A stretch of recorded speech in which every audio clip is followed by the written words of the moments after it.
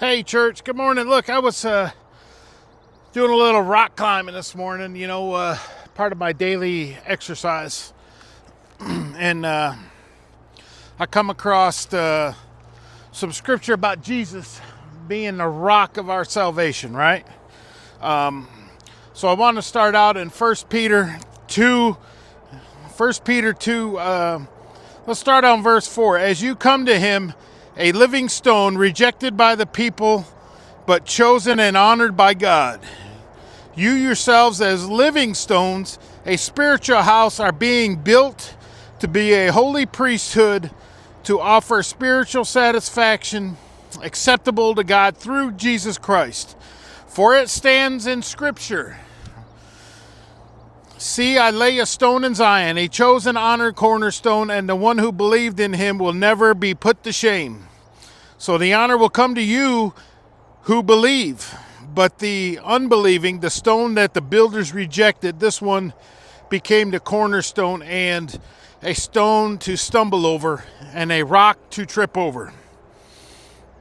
They stumbled because they disobeyed the word. They were disdained for this. But you are a chosen race, a royal priesthood, a holy nation, a people for his possession, so that you may proclaim the praises of the one who called you out of darkness into his marvelous light. Once you were not a people, but now you are God's people.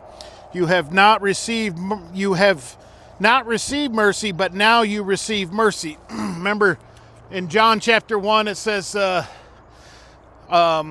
who believed on his name, to them he gave the power to become children of God. You become a living stone, put into the church.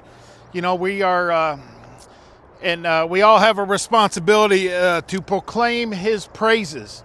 Once we are put into the church, and give thanks for God because he saved us. He showed up just one day out of the blue and revealed himself to me, and it's changed my life.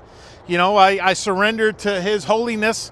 I didn't reject it or walk away from it. It broke me. I didn't stumble over the stone or the rock, but I became a rock. So because we're a chosen race, a royal priesthood, a holy nation, a people of his possession.